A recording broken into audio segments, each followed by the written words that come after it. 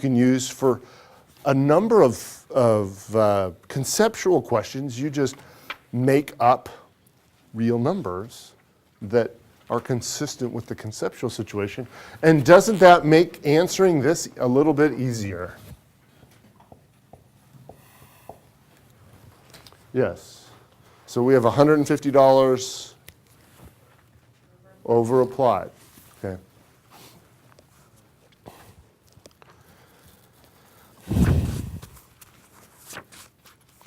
So now, and Christy? Yes. What's that journal entry? It is a debit to work in process and a credit to manufacturing overhead.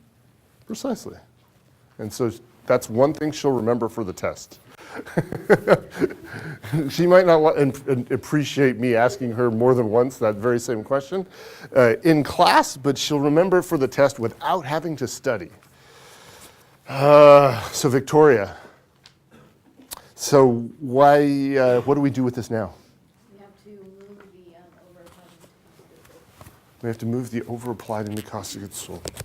And you all want me to, I think it was you, this class that was like, Dr. Fessler? I think it was you that I first did that with. So why did I do that? Put the red mark there. Because you want to make sure that which one comes first. We got to know which one comes first. We want to know that at first it was over-applied, and now we're zeroing out that over-applied amount. And so, Matthew, what is the journal entry to zero to adjust for over or under applied manufacturing overhead in this problem? For over applied, you want to credit or debit manufacturing overhead, credit cost of goods sold. Precisely correct. And you can see our debit here. And so for a situation of over applied, we are going to debit manufacturing overhead, and then the other side of the journal entry, whatever that is, whatever, so I always think about the manufacturing overhead side of this journal entry first, then the other side of that journal entry just goes to cost of goods sold. Piece of cake, walk in the park, easy as falling off a log. Now it's a journal entry, and thankfully you'll learn a bit about journal entries in some of your other classes, so those aren't entirely new, and I don't need to be the one teaching you about them. But now all I'm doing is saying, every arrow, it's got a debit and a credit that's equal. Yes, sir? Yes, it does, always. If that's something you'd like to memorize, always true. Sorry? What did he ask? Does over-applied always go to the credit side of cost of goods sold? Yes, because we're always going to be debiting manufacturing overhead and then crediting cost of goods sold for that same amount. And thank you all for asking me that, because it's also helpful because I know I'm not always the best. I'm getting better, but I'm not always the best about repeating the student's question when I answer. And I know you've watched videos where I answer a question without revealing what the question was, and so, Dr. Fessler, help us out here. What'd you do? What are you talking about? Questions, comments, concerns, random thoughts about that? Piece of cake, walk in the park, easy as falling off a log, right? Yep. Almost.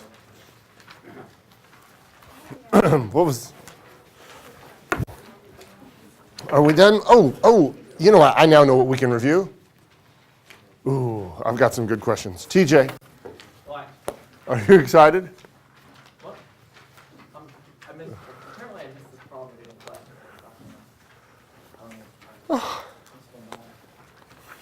You watched the wrong video. No, I guess I went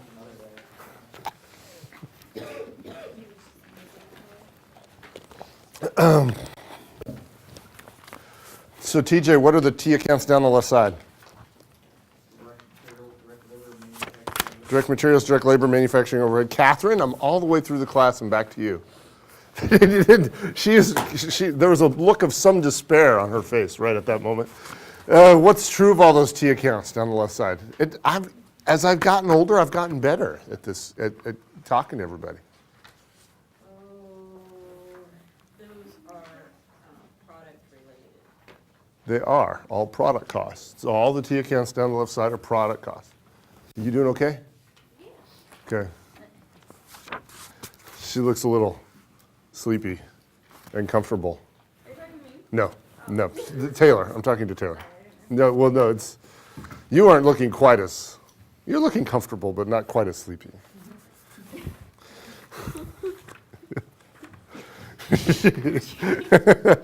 She's very good for courtesy laughs up here in the front row. Oh, Sadie, what are the T accounts across the top? Direct materials, work in process, and fixed goods, or finished goods. One of the two. One of those. You should know. Huh?